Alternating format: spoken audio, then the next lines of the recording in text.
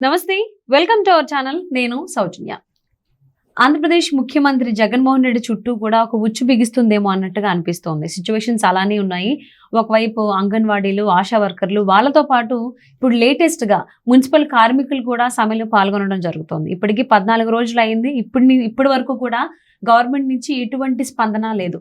So మరి రాబోయేటువంటి ఎన్నికలకు సంబంధించి ఇంకొంతమంది ప్రభుత్వ అధికారులు కూడా అసంతృప్తితో ఉన్నారు. ఒకవేళ సహాయ నిరాకరణ చేస్తే జగన్మోహన్ రెడ్డి పరిస్థితి ఏంటి ఎన్నికలకు సంబంధించి? ఈ అంశానికి సంబంధించి మనతో వారి విశ్లేషణను పంచుకోవడానికి ఈరోజు మనతో పాటు ఉన్నారు సీనియర్ పొలిటికల్ అనలిస్ట్ రాజేష్ అపసాన్ గారు ఉన్నారు. వారితో మాట్లాడదాం. నమస్తే అండి. అసలు ఆంధ్రప్రదేశ్ ముఖ్యమంత్రి జగన్మోహన్ రెడ్డి పరిస్థితి ఎలా ఉంటుంది, ఎలా ఉండబోతోంది అంటారు? ఎందుకంటే అన్ని వైపుల నుంచి కూడా ప్రభుత్వ అధికారులు కావచ్చు, అంగన్వాడీలు, ఆశా వర్కర్లు, ఈవెన్ లేటెస్ట్గా మున్సిపల్ కార్మికులు కూడా సమ్మెలో పాల్గొంటున్నారు. సమ్మె స్టార్ట్ చేసేసారు కూడా. ఈవెన్ వాలంటీర్లు కూడా ఉన్నారు అనుకోండి. వాళ్ళ విషయం పక్కన పెడితే ఓన్లీ ప్రభుత్వకు సంబంధించిన అధికారుల గురించి మనం మాట్లాడుకున్నట్లయితే అన్ని వైపుల నుంచి కూడా జగన్మోహన్ రెడ్డికి వ్యతిరేకత వస్తూ ఉంది, కనిపిస్తూ ఉంది కూడా. సో ఎన్నికల వేళ అన్ని అధికారుల నుంచి కనుక సహాయ నిరాకరణ కనుక వచ్చినట్లయితే జగన్మోహన్ రెడ్డి పరిస్థితి ఏంటి, ఎలా ఉండబోతుంది అసలు ఏంటి? మీరు ఇంట్లో చెప్పినట్టుగా అన్ని వర్గాల నుంచి జగన్మోహన్ రెడ్డి గారికి ఒత్తిడి ఎదురవుతుంది అని చెప్పని ఏదైతే చెప్పారో దాన్ని కొంచెం మనం రివర్స్గా కూడా ఆలోచించవచ్చు. ఇన్ని వర్గాలు జగన్మోహన్ రెడ్డి గారి మీద ఒత్తిడికి గురి చేసే ప్రయత్నం చేస్తున్నారు అంటం కన్నా కూడా ఇన్ని వర్గాలని జగన్మోహన్ రెడ్డి గారు తనకు వ్యతిరేకంగా మార్చుకుంటున్నారు అనేది కూడా. ఓకే ఓకే అంటే ఇప్పుడు ఏదైతే ఒత్తిడి వాళ్ళు చూపిస్తున్నారో వాళ్ళు ఒకప్పుడు ఒత్తిడి తీసుకున్నారు అని అంటారు.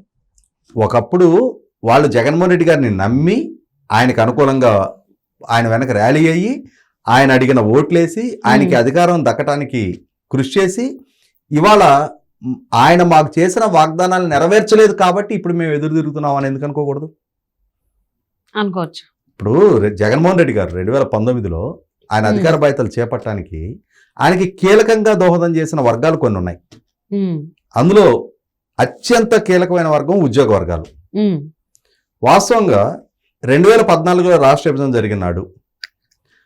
ఆ రోజు రాజధాని కూడా లేని రాష్ట్రం, లోటు బడ్జెట్తో ఏర్పడ్డ రాష్ట్రం, గ్రామీణ నేపథ్యం ఉన్న రాష్ట్రం, పారిశ్రామికీకరణ పెద్దగా లేని రాష్ట్రం, విద్యా వైద్యోపాధికి పక్క రాష్ట్రాల మీద ఆధారపడుతున్న రాష్ట్రం అయినా సరే చంద్రబాబు నాయుడు గారు ఆ రోజు ఉద్యోగులకి 43% ఫిట్మెంట్ ఇచ్చారు. మేబీ 43% ఫిట్మెంట్ అనేది నెవర్ ఇన్ ద హిస్టరీ. అంతకు ముందు ఏ ముఖ్యమంత్రి ఇవ్వాల, తర్వాత జగన్మోహన్ రెడ్డి గారు కూడా దాంట్లో సగానికి ఇచ్చే పరిమితం చేశారు. అంతటి ఫిట్మెంట్ చంద్రబాబు నాయుడు గారు ప్రకటిస్తే ఉద్యోగులు ఏం చేశారు? జగన్మోహన్ రెడ్డి గారి ప్రచార ప్రలోభానికి లొంగిపోయి 2019లో చంద్రబాబు నాయుడు గారిని కాదు అని జగన్మోహన్ రెడ్డి గారు వెనక నడిచారు. ఆయన మాటలు విశ్వసించారు, ఆయనకు ఓట్లేశారు. ఉద్యోగ సంఘ నాయకుడిగా ఉన్న బండి శ్రీనివాస్ గారు చెప్పాడు కదా, మా ఉద్యోగులం కుడి చేత్తో ఎడం చేత్తో ఓట్లేసి జగన్మోహన్ రెడ్డి గారిని అధికారంలోకి తీసుకొచ్చుకున్నాము అని చెప్పని. మరి 2 చేతులతోటి ఓట్లేసి అధికారంలోకి తీసుకొచ్చుకున్న ఉద్యోగులకి జగన్మోహన్ రెడ్డి గారు ఏం చేశారు? ఒంటి చేయి చూపించారు. ఆ రోజు 43% ఫిట్మెంట్తో పాటు చాలా సౌకర్యాలు ఆ ప్రభుత్వంలో పొందగలిగారు ఉద్యోగులు. కానీ జగన్మోహన్ రెడ్డి గారు ప్రభుత్వం అధికారంలోకి వచ్చిన తర్వాత వాస్తవంగా మీరు ప్రస్తావించిన చాలా విభాగాలు ఇప్పుడు ప్రభుత్వానికి వ్యతిరేకంగా సమ్మెబాట పడుతున్నాయి అని చెప్పని. వీళ్ళందరూ చిరుద్యోగులు వాస్తవంగా.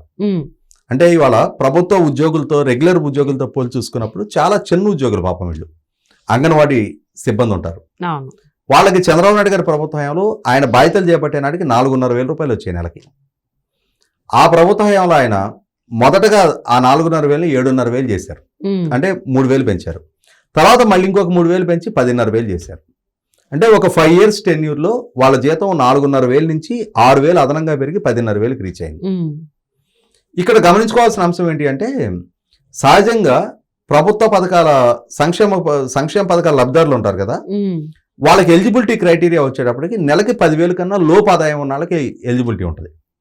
వీళ్ళకి 10,500,000 జీతం అయిన తర్వాత సంక్షేమ పథకాల లబ్ధిదారులుగా వాళ్ళ ఎలిజిబిలిటీ పోతుంది.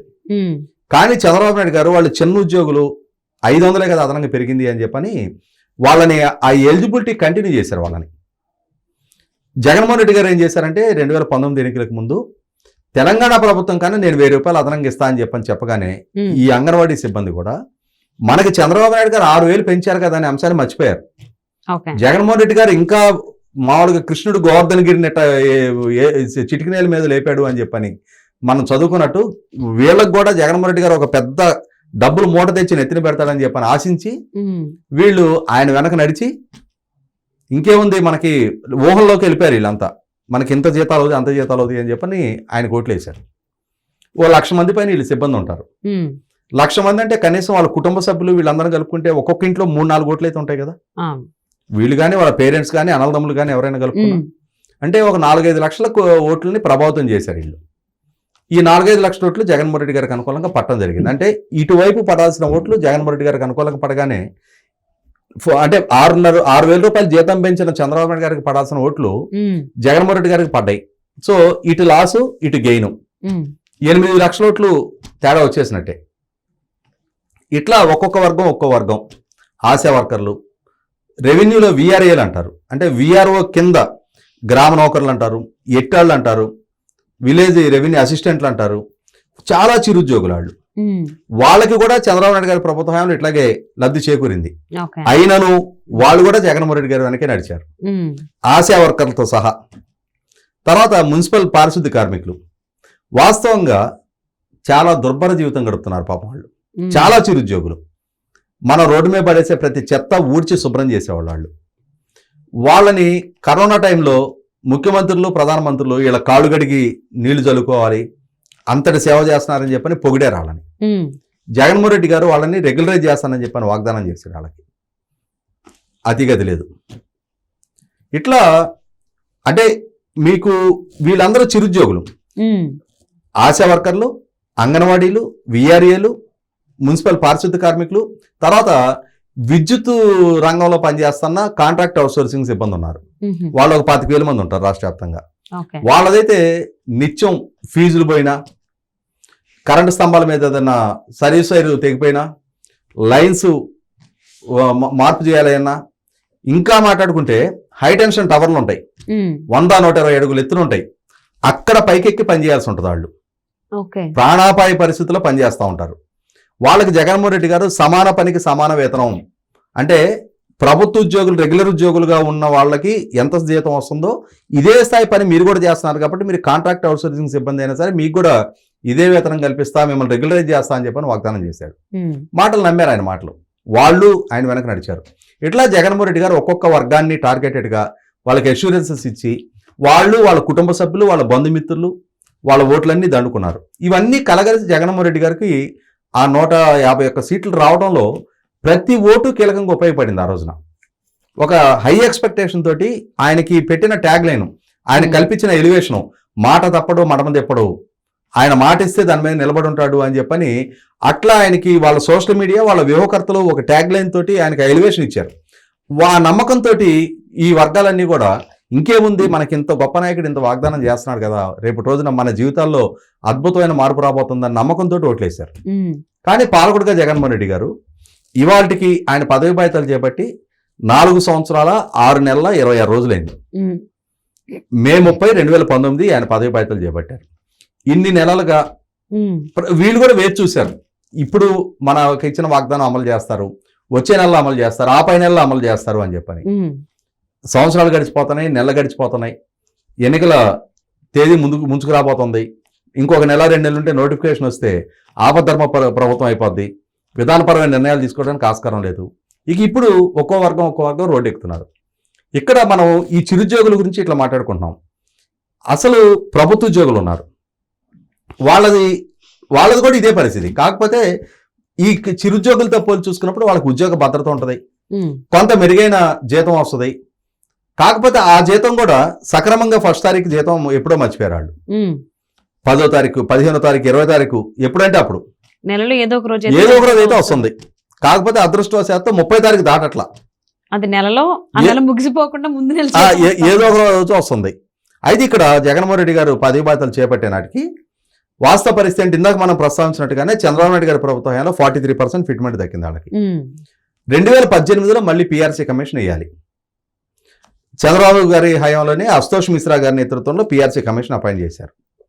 అది 2019లో ఇంప్లిమెంట్ చేయాలి. ఎందుకంటే 2014లో చంద్రబాబు నాయుడు గారు ఇంప్లిమెంట్ చేశారు కాబట్టి 2019లో మళ్ళీ పిఆర్సీ కమిషన్ ఇంప్లిమెంట్ చేయాలి. ఆ కమిషన్ రికమెండేషన్స్ మీద బేస్ చేసుకొని పే రివిజన్ ఇవ్వాలి వాళ్ళకి. ఇవ్వాల్సిన దగ్గర సహజంగా ఏం ఆలోచిస్తారు? గత ప్రభుత్వం 43% ఇచ్చింది, ఆయన్ని కాదు అని చెప్పి నేను కోట్లేసాం మనం, ఈయన మనకి ఇంకా మెరుగైన ఫిట్మెంట్ ఇస్తాడని ఆశించారు వీళ్ళందరూ. అవును, సహజంగా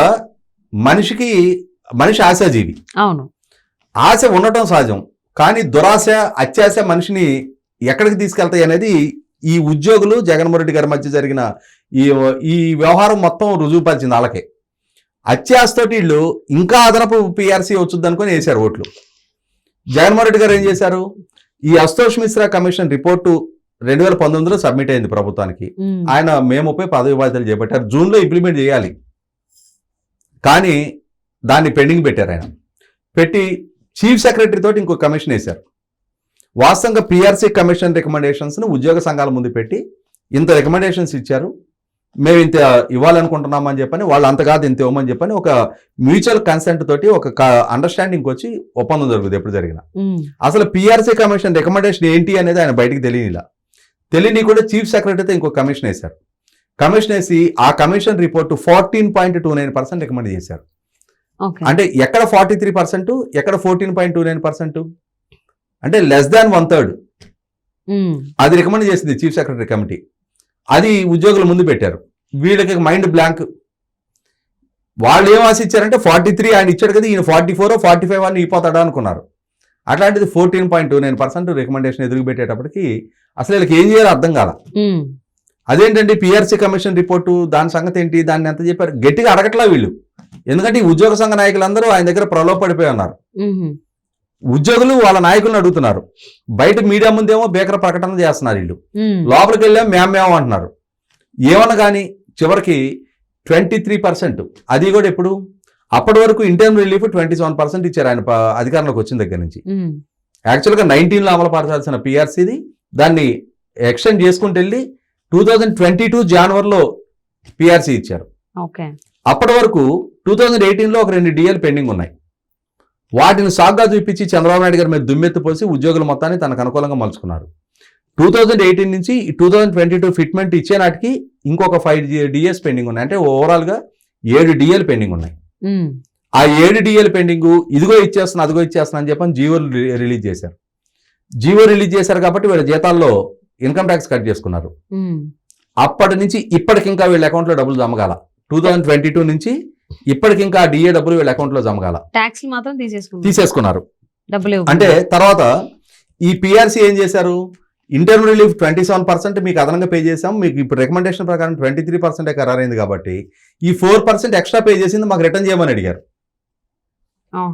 సో రిటర్న్ చేయమని అడిగితే దాని దగ్గర ఉద్యోగులకి నానా కూడా చేస్తే కాబట్టి ఆ 4% ఇష్యూ వదిలిపెట్టారు. తర్వాత వీళ్ళకి హెచ్ఆర్ఏ ఉంటుంది, హౌస్ రెంట్ అలవెన్స్.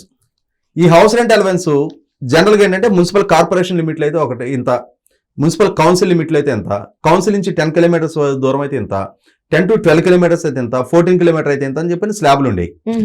ఆ స్లాబ్ను కుదిర్చి కలగాపులగం చేసి ప్రతి స్లాబ్లో 2% కోత పెట్టారు. అంటే వీళ్ళ బేసిక్ మీద ఇంత పర్సెంటేజ్ అని హెచ్ఆర్ఏ రావాలి.